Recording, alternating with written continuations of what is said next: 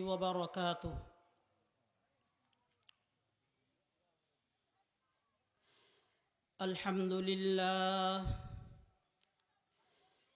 الحمد لله نحمده ونستعينه ونستغفره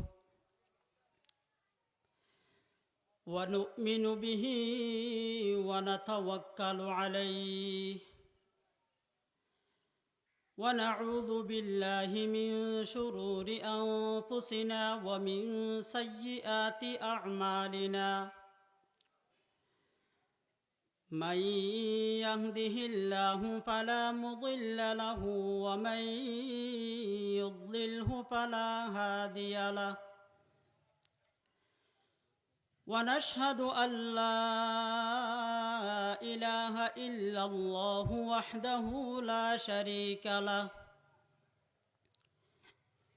ونشهد أن سيدنا وسندنا وحبيبنا ومولانا محمدًا عبده ورسوله الذي أرسله بالحق بشيرًا ونذيرًا وداعيًا إلى الله بإذنه وسراجًا منيرًا. صلى الله تعالى عليه وعلى آله وأصحابه وبارك وسلم تسليما كثيرا. أما بعد فأعوذ بالله من الشيطان الرجيم.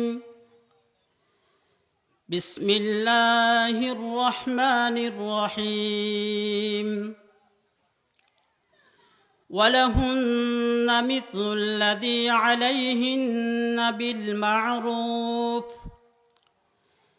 وللرجال عليهن درجة والله عزيز حكيم. صدق الله مولانا العظيم. وقال رسول الله صلى الله عليه وسلم: إذا صلت المرأة خمسها وصامت شهرها وحصنت فرجها وأطاعت زوجها قيل لها ادخل الجنة من أي أبواب الجنة شئت أو كما قال النبي عليه الصلاة والسلام. প্রত্যেকে দরুদ শরীফ পড়ি। اللهم صل على محمد وعلى آل محمد كما صليت على إبراهيم وعلى آل إبراهيم إنك حميد مجيد. اللهم بارك على محمد وعلى آل محمد كما باركت على إبراهيم وعلى آل إبراهيم إنك حميد مجيد.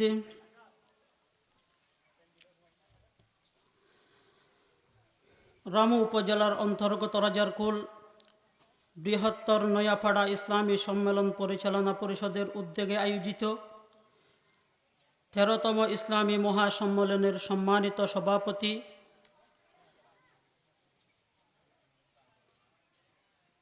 ও অত্র এলাকার সম্মানিত দিনদার মুসল্লি একরাম, পর্দার আড়ালে অবস্থানরত সম্মানিত মা ও বোনেরা,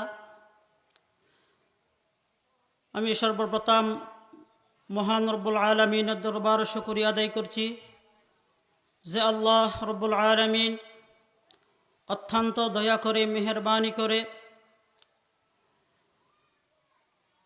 গুরুত্বপূর্ণ মাস রজব মাসের ছায়াতলে আসার সাথে সাথে আমাদেরকে অত্যন্ত দয়া করে মেহেরবানি করে মুসলমান হওয়ার হেদায়ত দেওয়ার মতো নিয়ামত আল্লাহ পাক দান করেছেন। সেজন্য মহান রব্বুল আলামিনের দরবারে শুকরিয়া আদায় করছি, আলহামদুলিল্লাহ।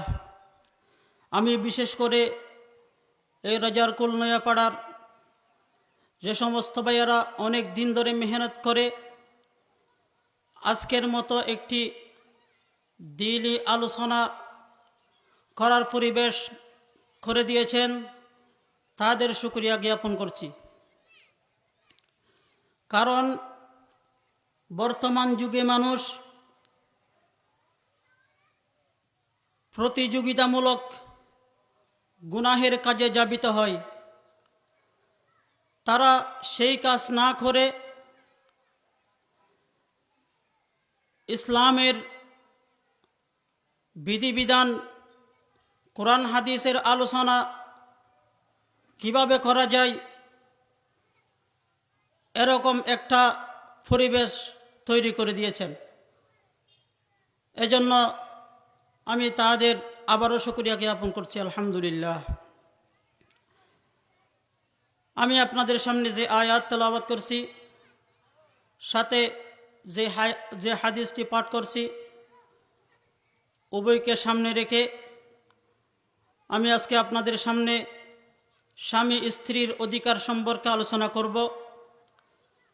যেহেতু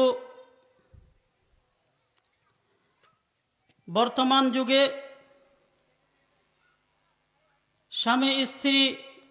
স্বামী জানে না স্বামীর উপর স্ত্রীর অধিকার কি, স্ত্রী জানে না স্ত্রীর উপর স্বামীর অধিকার কি।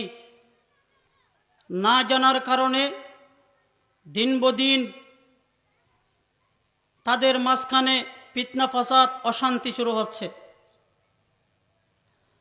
অথচ বিবাহ শাদী করতে হয়, করার জন্য আল্লাহ পাক নির্দেশ দিয়েছেন যাতে তারা খুব শান্তির সাথে, মুহাব্বতের সাথে জীবনযাপন পরিচালনা করতে পারে। কিন্তু এই শরীয়তের বিধান, বিবাহ, এটা আল্লাহ পাক বান্দাদের উপর দিয়েছেন শান্তির জন্য। এই বিবাহ বর্তমান যুগে শান্তির পরিবর্তে অশান্তিতে পরিণত হয়ে গেছে। কেন? আমরা যারা স্বামী, আমরা জানি না আমার উপর আমার স্ত্রীর অধিকার কি আছে। যারা আমরা স্ত্রী, আমরা যারা জানি না আমাদের উপর স্বামীর অধিকার কি কি আছে। স্বামী স্ত্রীর পরস্পরের সম্পর্ক ও পারিবারিক জীবনের মাধ্যমেই একটা আদর্শ সমাজ গঠন হয়।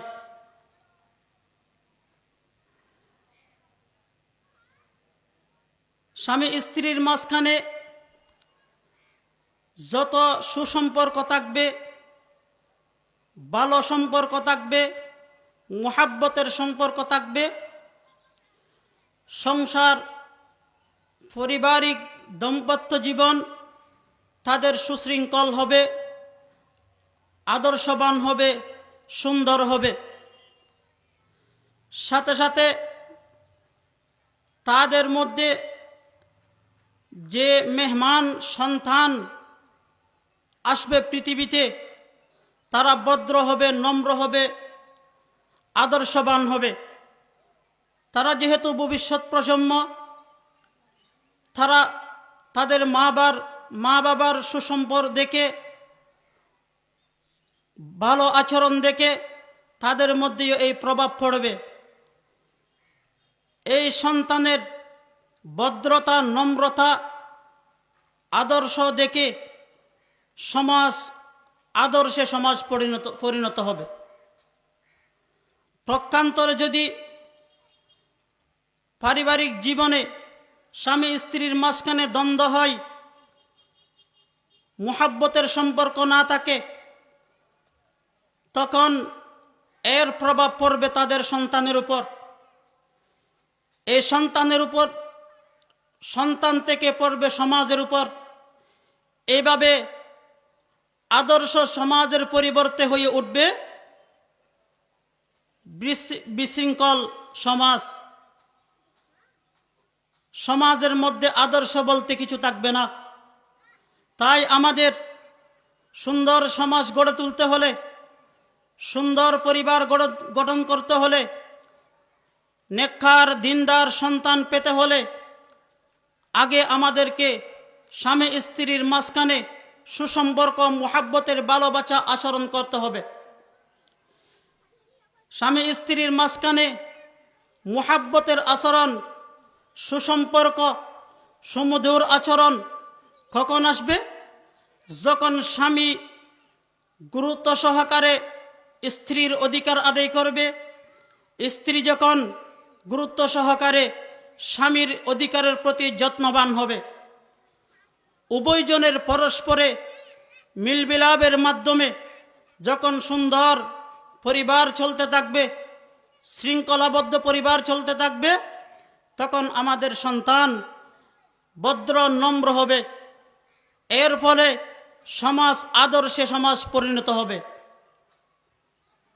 এজন্য আল্লাহ পাক রব্বুল আলামিন যেমন স্ত্রীদের উপর স্বামীর অধিকার দিয়েছেন, ঠিক তেমনি স্বামীদের উপরও স্ত্রীদের অধিকার দিয়েছেন। আল্লাহ পাক রব্বুল আলামিন কুরআন মাজিদের মধ্যে ইরশাদ ফরমান, ওয়ালাহুন্না মিথলুল্লাযী আলাইহিন্না বিল মা'রুফ ওয়ালিররিজালি আলাইহিন্না দারাজাহ ওয়ালাহুন্না মিথলুল্লাযী আলাইহিন্না বিল মা'রুফ। স্ত্রীদের জন্যও স্বামীদের উপর অধিকার রয়েছে, ন্যায্য অধিকার রয়েছে। যেমন স্বামীদের উপর স্ত্রীদের ন্যায্য অধিকার রয়েছে।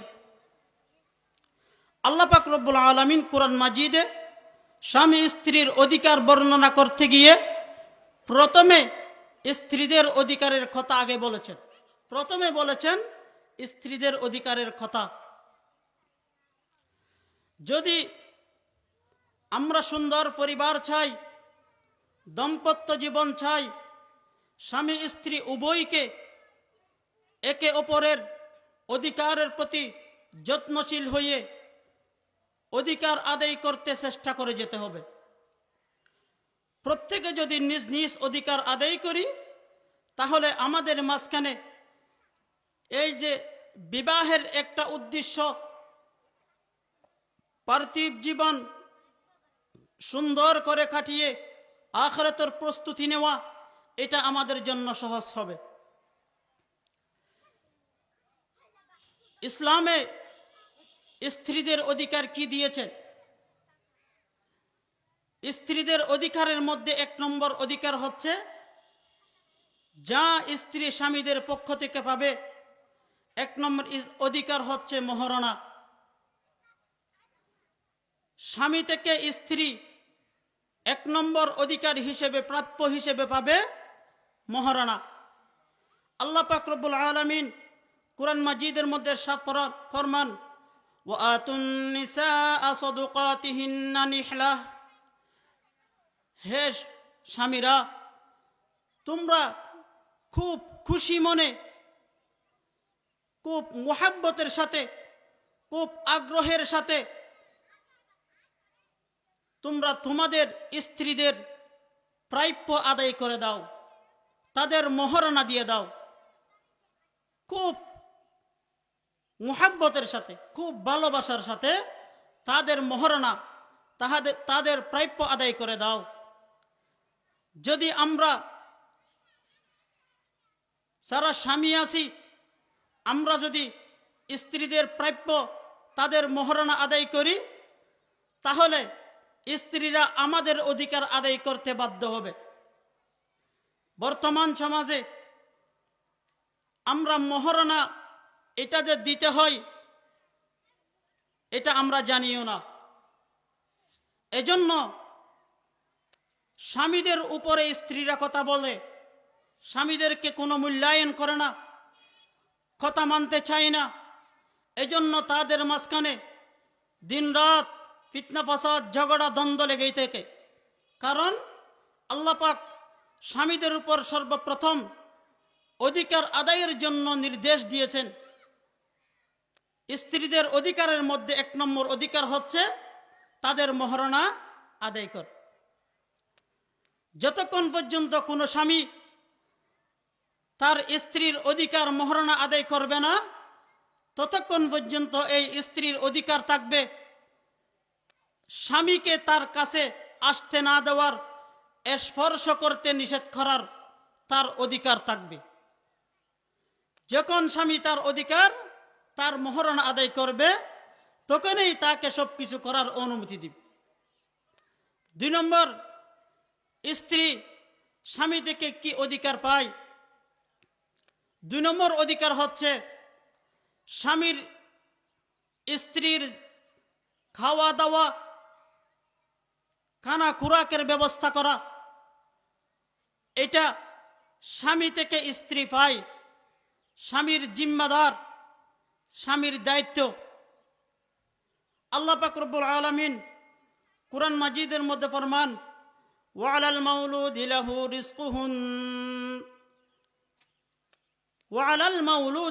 রিজকুহুন